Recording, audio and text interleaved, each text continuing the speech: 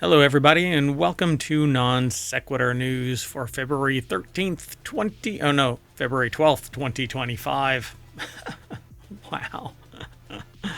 It's Season 4, Episode 43. I'm Mayor Watt, and I run ohmtown.com, and along with the sentient AI from the future, we're going to be talking about these 10 articles today.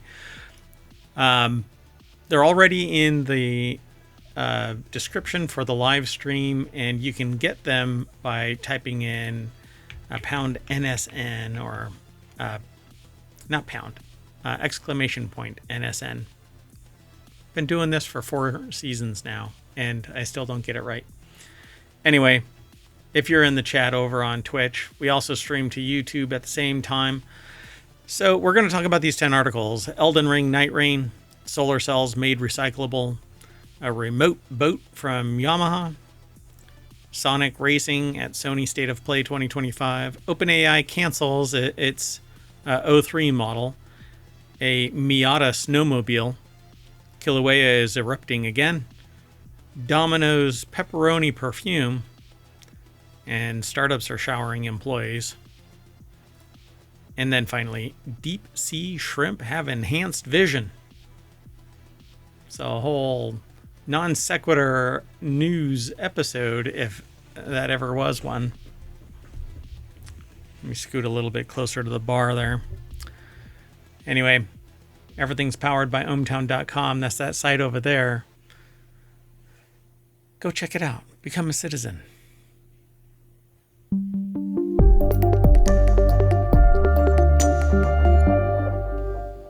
So the short title for this is Nightreign Boat Remote Miata Snowmobile. I mean, that pretty much sums it up.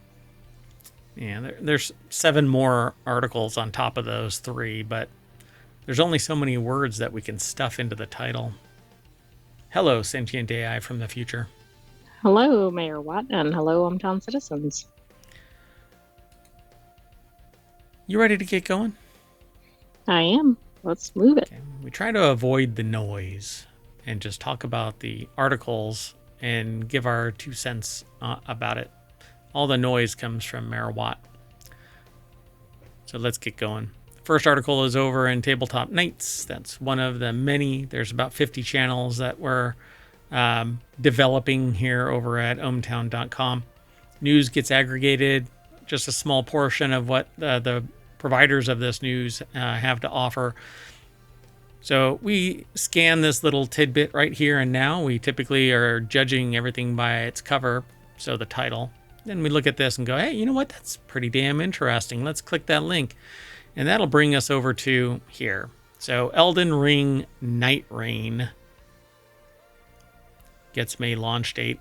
It's a new game from Software. You have to say it like that, from Software. Bandai Namco and From Software announced Elden Ring Nightreign will release worldwide on May 30th, 2025. And the announcement comes ahead of this week's closed network test for the game. The game will be available on PC, PlayStation 4, 5, Xbox One, X Series, and S. And do you think this is in the running for a forever game? No. Not my forever game. Somebody else's, I'm sure. But people are already flinching at this as being a pseudo live service, even though From Software has said that it's not going to be a live service. Basically, a live service requires a location for a primary server or a distributed server, but it's all under the control of some developer. And whenever they decide, oh, we're tired of it, they can just kill it, right? And so we've heard this stop killing games idea. Well, the standard edition of this game is going to be $40. The deluxe edition is going to be $55, and the collector's edition, $200. Yeah, it has a steelbook case, hardcover art book, 8 Nightfarer cards. It says also available on PC with a Steam game code in place of the physical standard edition, but it's the deluxe edition. Quite a price hike for what you're getting, but I don't know. People will fall in love with it and they'll collect it, or somebody will collect it, keep others who want it and open it and all of that, and somebody will scalp it. So, and that's the unfortunate thing. There's a lot of money out there, and people who don't have a lot of money will dedicate themselves to getting it, even compromising their financial future, safety to get this, because they're right, because they're foregoing some basic needs or basic requirements and pursuing this because they like the idea of this game. So, the article actually has the embedded link from Bandai Namco and YouTube.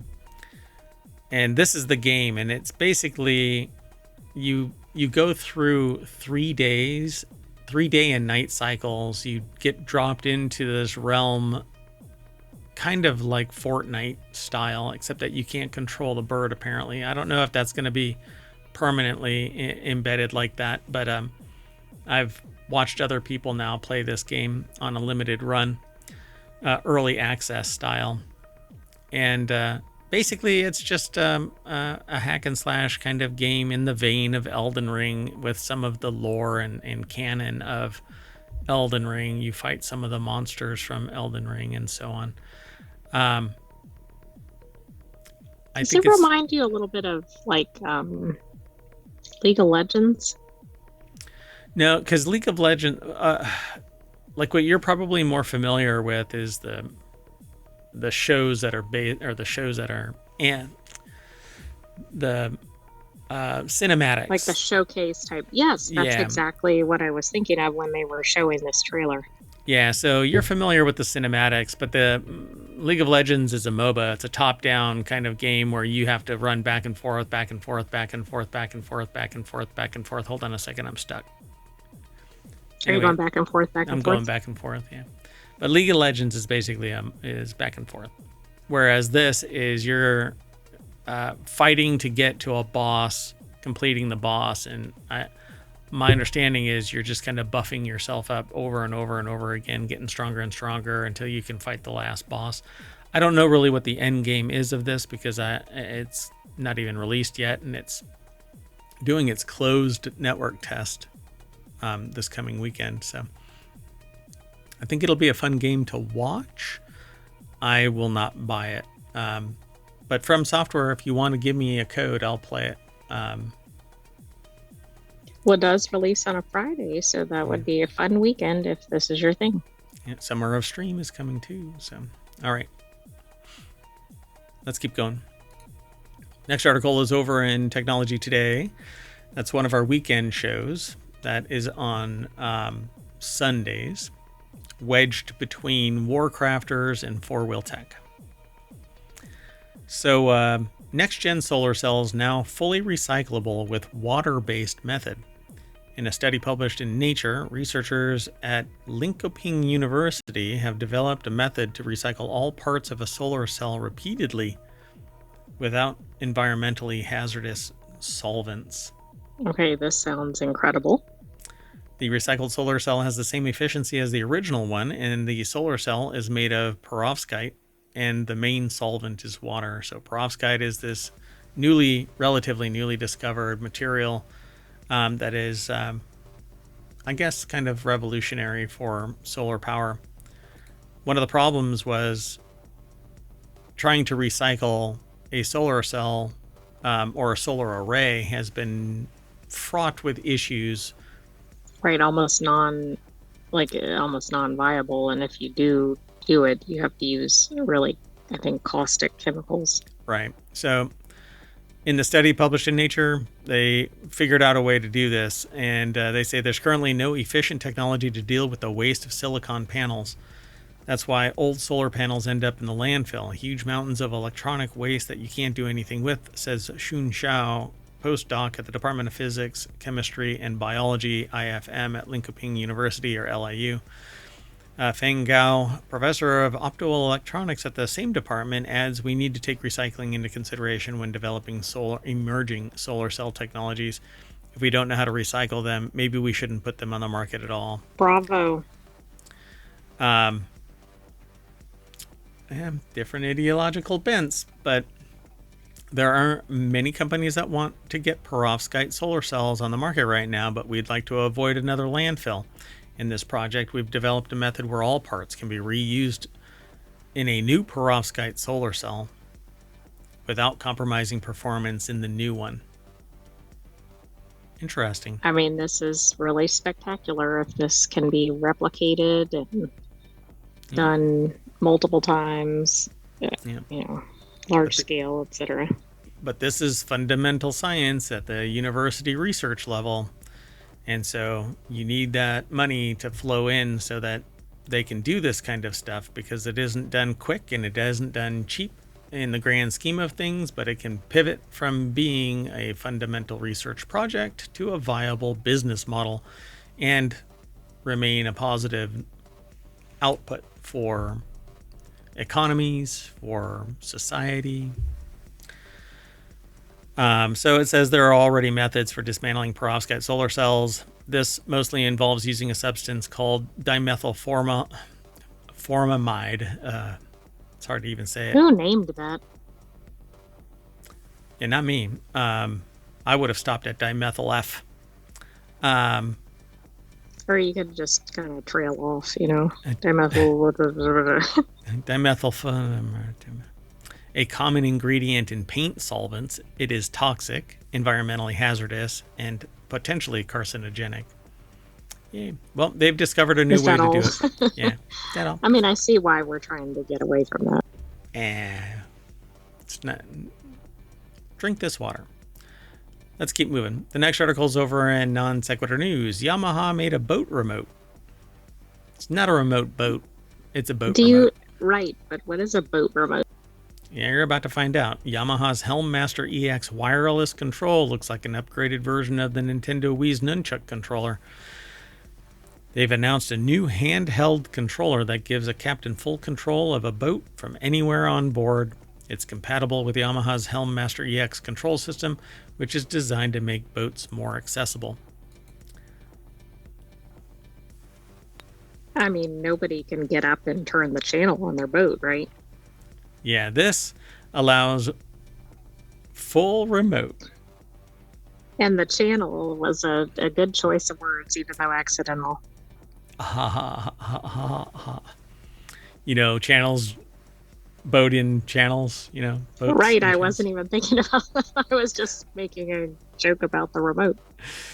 So the remote allows for single-handed operation of a boat, including maneuvering from anywhere on the craft. Andrew Lazuski put the article together. What I love about this is because I just picture somebody with the remote in one hand and they forget that it's not around their wrist and they drop it. Oh, no. Yeah. Isn't that like a known thing with people who go boating? With like they Wii drop remotes. Things over the edge. Yeah, and with Wii remotes. So you drop those things all the time. Oh, right. When you get a little excited there.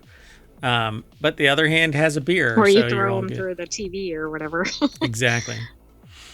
So Yamaha first introduced the modular Helmmaster EX control system in 2020 as a way to make it easier for boat operators with multiple engines. It includes both physical and touchscreen controls and can be upgraded with an autopilot system for holding a position or for following a route, and a joystick featuring throttle and steering controls to simplify maneuvering. That's it right there. I envision somebody in a boat and somebody else with a remote. Like not in the boat. Let's see if we can make them fly off. Fling! What could go wrong here? Nothing. Hold my beer. Let's keep moving. We're moving pretty quick through all of these. Wow. So this next article is over. Don't say anything. Yeah, I'm not gonna soapbox today, I don't think. So, or maybe for the foreseeable future. Maybe not for the foreseeable future. So, no, just kidding. There's a time and a place for everything, and now is not the time. This is not the place. So, this next article is over on the WarCrafters channel. First look at Sonic Racing Crossworlds gameplay at Sony State of Play 2025. Sega has revealed gameplay of Sonic Racing Crossworlds at Sony State of Play 2025 broadcast. The internally developed racing game is set for launch across PC via Steam and Epic Game Stores, PlayStation 4, 5. I don't know why they don't just summarize. PlayStation 4 and 5, Xbox. I've never understood that, but it seems to be a lot of gaming articles that do that. The Xbox is another one. Yeah, Xbox One, Xbox Series X and S, Nintendo Switch. A closed network test is set for February 21. That's in 9 days. Build your ultimate vehicle and race across land, sea, air, space, and time in Sonic Racing Cross Worlds. Wesley Yin Poole over at IGN.com put the article together. The deck statement says, "Cat's out of the bag." Well, it actually says, "Cat's out the bag," not out of the bag. So that's not good. I need to go on location. I'll be back. So, Sonic Racing Cross Worlds features iconic characters from the Sonic Hedgehog universe and a distinct racing mechanic that promises to transport Sonic Racing fans into a new dimension. There is a video over here, but I'll let you all play that. Whoa. You can go over and play it, but I'm sure that it's over on YouTube as well. There isn't much more to this article, so I'm just going to move on to the next article, which is about OpenAI. The next article is in the Late Night Geeks channel. OpenAI cancels its O3 AI model in favor of a unified next-gen release. OpenAI has effectively canceled the release of O3, which was slated to be the company's next major release, in favor of what the CEO, Sam Altman, is calling a simplified product offering. On a post on Twitter on Wednesday, Altman said that in the coming months, OpenAI will release a model called GPT-5. And the article is over at TechCrunch.com. Kyle Wiggers put the article together. And so, OpenAI no longer plans to release O3 as a standalone model. The company originally said in December that it planned to launch O3 sometime early this year. Just a few weeks ago, Kevin Whale, OpenAI's chief product officer, said in an interview over on Twitter, apparently, or the AI Capital on Twitter, that O3 was on track for a February-March launch. But then what's quoted in here is, "We want to do a better job of sharing our intended roadmap and a much better job of simplifying our product offerings. We want AI to just work for you. We realize how complicated our model and product offerings have gotten. We hate the model picker and ChatGPT as much as you do and want to return to magic unified intelligence." So, yeah, they'll have to lower the cost so that it isn't so expensive to use the most advanced AI. Exactly. I mean, if they really want wide scale adoption, they need to really think about pricing and not pricing out their whole audience. Yep. So it seems that OpenAI is fully embracing the reasoning model trend. It arguably kickstarted with its first reasoning model O1 late last year. Reasoning models effectively fact-check themselves, which helps them avoid the pitfalls of normally trip-up models. This fact-checking process incurs some latency. Reasoning models take a little longer, usually seconds to minutes longer to arrive at solutions, but they tend to be both more reliable and capable. But don't tell anybody who uses them because, well, for whatever reason, I have yet to see a factually cited document that points to the source data. Well, I don't think most AIs do that, right? They're not set up for it. No, not really. And usually what I do see where there are citations, it's kind of high level stuff. There's nothing really profound. And if you, it's better if you don't know anything and you do a search, then you can get the results. Yeah, but you don't know if they're legitimate. No, you have to trust but verify. So you have to go looking for it. So yeah, O3 is canceled, and a unified next-gen version referred to as GPT-5 that integrates a lot of OpenAI's technology, including O3, will be released, but don't know when. And ChatGPT and the API will both be utilizing it. The timing seems a little odd, but... DeepSeek. Well, yeah, that's true. Let's move on. The next article is over in Four Wheel Tech. A Miata on Snowmobile tracks is the ultimate winter cruiser. Just the thing you never knew you needed, right? Yeah, I mean, it's pretty amazing. When you think about the ultimate winter car, vehicles like the Land Rover Defender, Toyota Land Cruiser, or even a ratty old Volkswagen Beetle likely come to mind. One car that's probably not very high on that is a convertible Mazda Miata, but that's probably because you haven't seen this convertible Mazda Miata. And there you go. Owen Bellwood put the article together for jalopnik.com. The deck statement says, even when it feels like Miata is not the answer, Miata is always the answer. Would you be surprised if you're on the mountain and this is coming at you? It looks like a little critter. Yeah, it absolutely does. It has like tank style treads or something on it. Yeah. But how it moves, it does. It's amazing that it even can move, but okay. It has ski sleds on the front. It has snowmobile. Well, it's a snowmobile, basically, with the Miata body on it.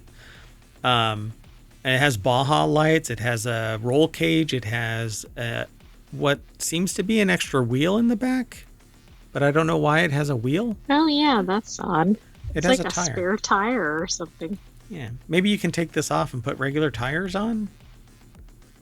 Huh. Well, let's see. The build was completed by automotive YouTube channel The Rad Factory, which has a whole library of ridiculous builds, they say in this article.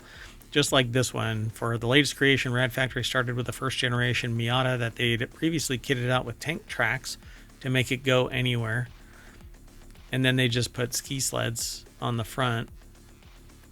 I mean, this is definitely what I would do if I had a Miata. Who would think of this? The Skiata, as they call it. Snow proved to be the tank's one weakness, so the team set to work rectifying that by ripping off the tracks, replacing the rear ones with belt drive from a snowmobile. There's one belt drive on each corner, and then Beefy Sky. What? Beefy Sky? I think that's supposed to be Yeah, that ski. doesn't make any sense. A beefy ski. Ski, probably, yeah. It replaces each of the front wheels. So yeah, this is supposed to be a ski, not a sky. But beefy sky, sure. Chad GPT, here we go. No. What is that? Where food fell from the sky? What was that? There was a animated thing. Oh, cloudy with a chance of meatballs or something. Yeah, so that's what I suspect is happening here. They were hungry. They were watching. Well, that could be it. Anyway, there's more over at this article, but you can follow the link through ohmTown. The show notes, both on the VOD over on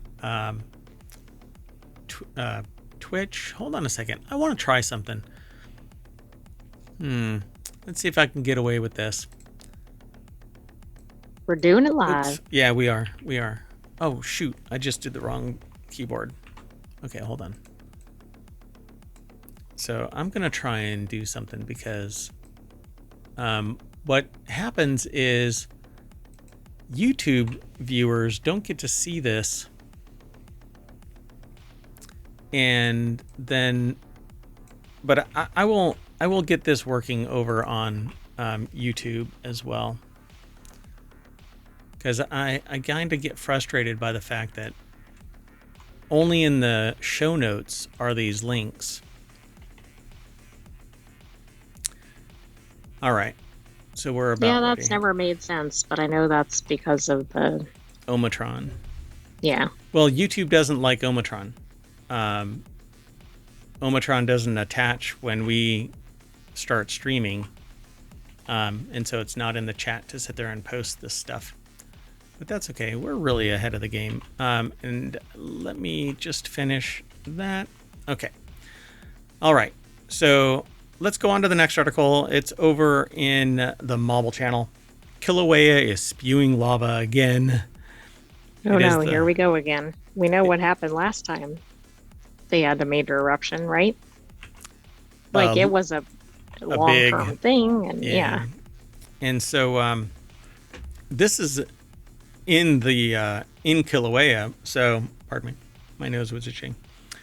So hopefully it doesn't break out into other regions of the island and fracture it like it did last time, having lava flows. It acted much like Iceland, where it just opened up and don't ask me to pronounce that one, but yeah.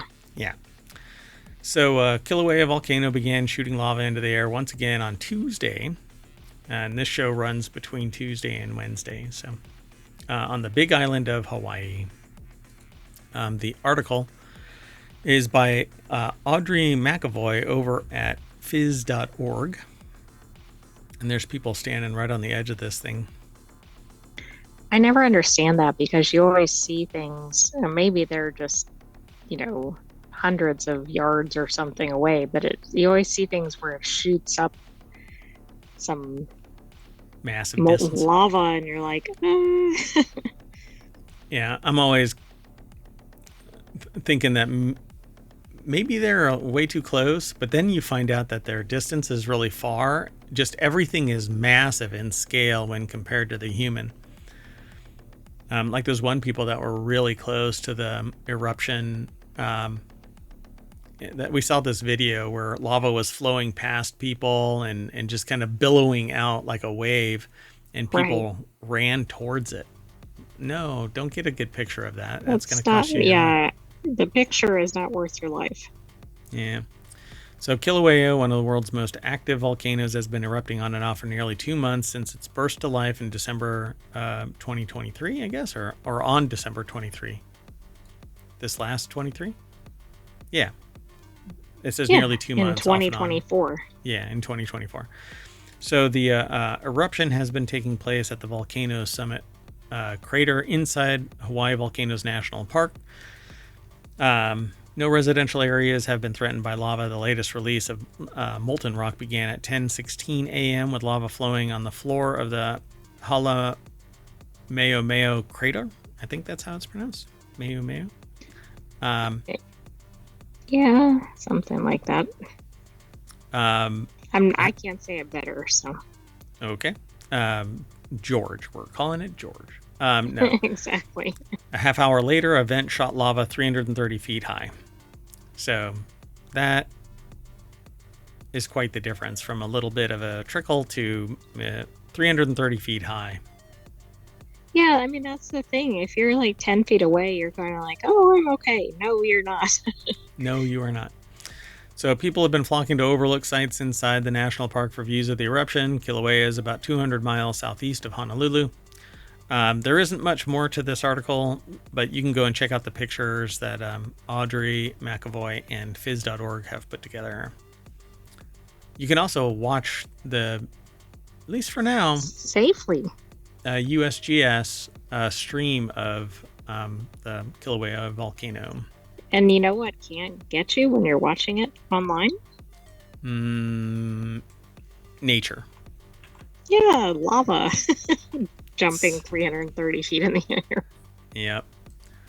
Okay, so I'm going to put the last 3 articles into the chat over on YouTube. They're already by demand over on the Twitch chat. All you have to do is hit !NSN, but the bot just won't work over on YouTube.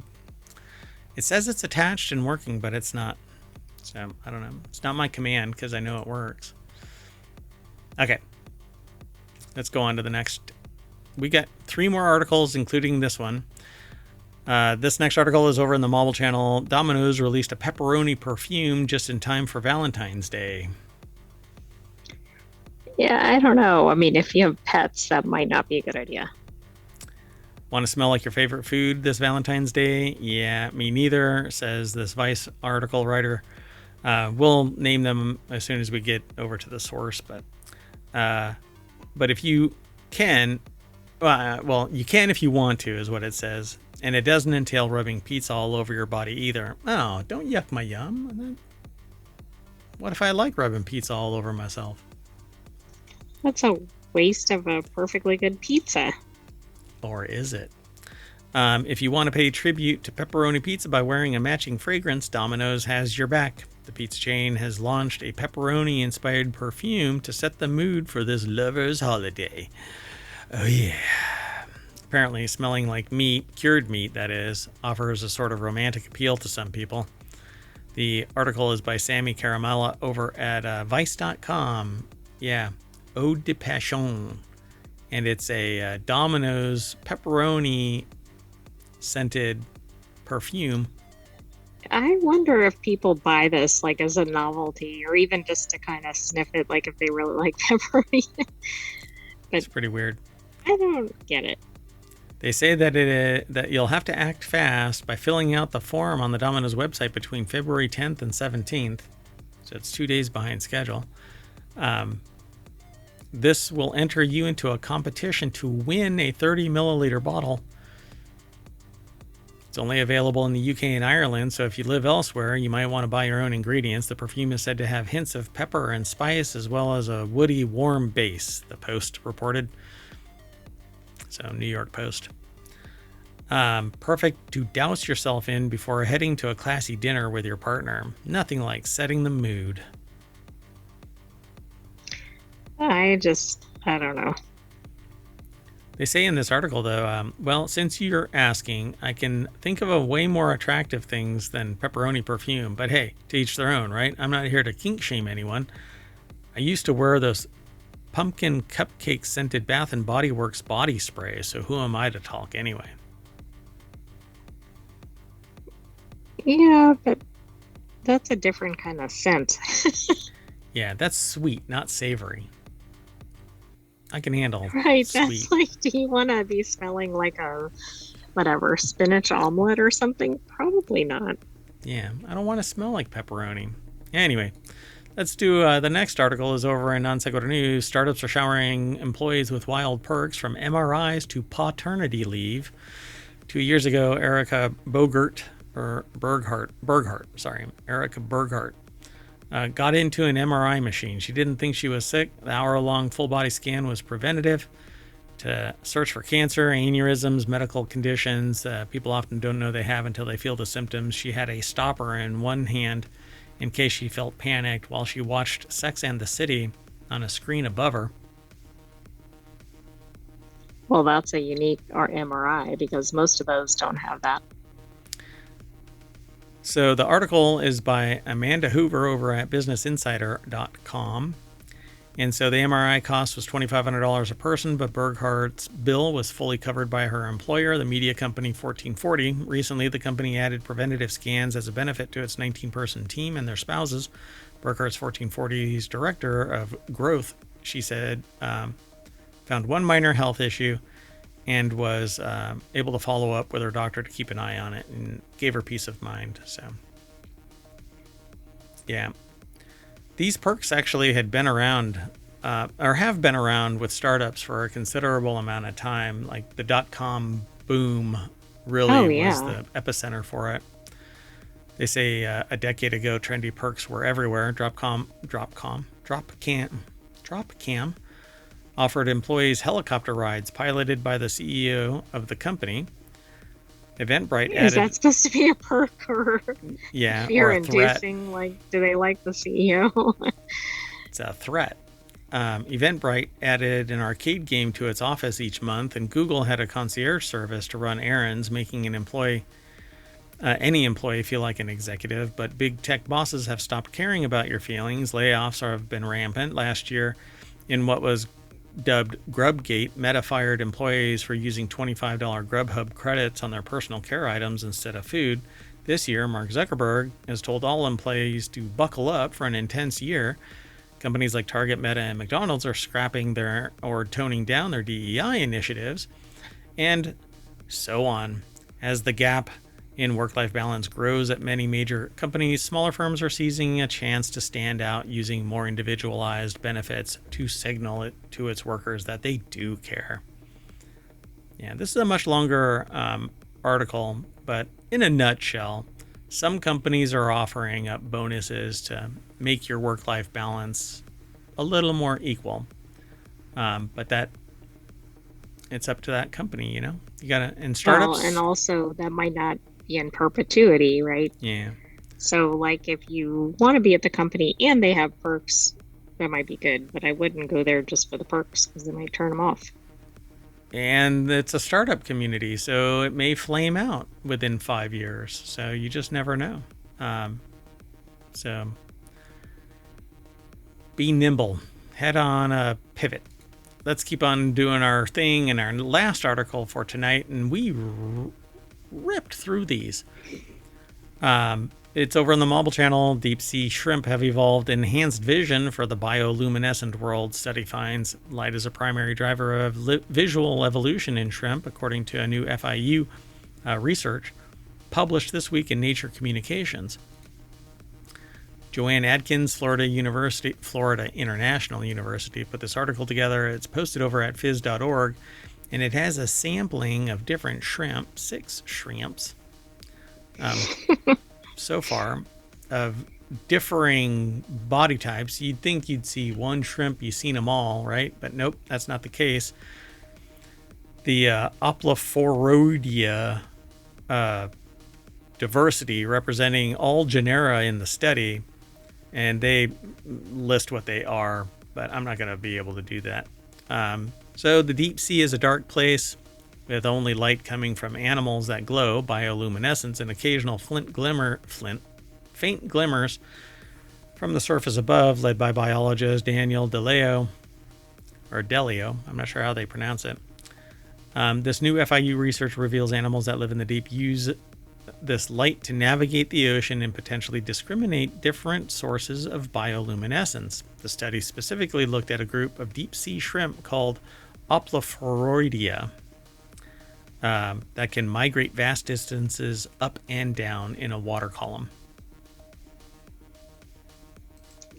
Yeah, I don't even know where to go from there. Well, up or down, apparently. As primitive eyes evolved in the oceans during the Cambrian explosion some 540 million years ago, the time we now know as bioluminescence already existed. Understanding how different light sources impact vision, and here it's VISON, so like bison, I guess it is. Vice. It's supposed to be vision. In present-day species can illuminate their past influence on early animals, says DeLeo, who conducted the research while a postdoctoral researcher at FIU, and she's currently a postdoctoral fellow at Smithsonian's National Museum of Natural History. The proteins called opsins allow the shrimp to see a range of colors, including environmental and bioluminescent blue light. They might possibly be able to differentiate between their own glow and the bioluminescent of others, and this study found that shrimp migrate into shallower waters, where there is more visible, available light, and they have a greater variety of these light-detecting proteins. Kind of interesting, right?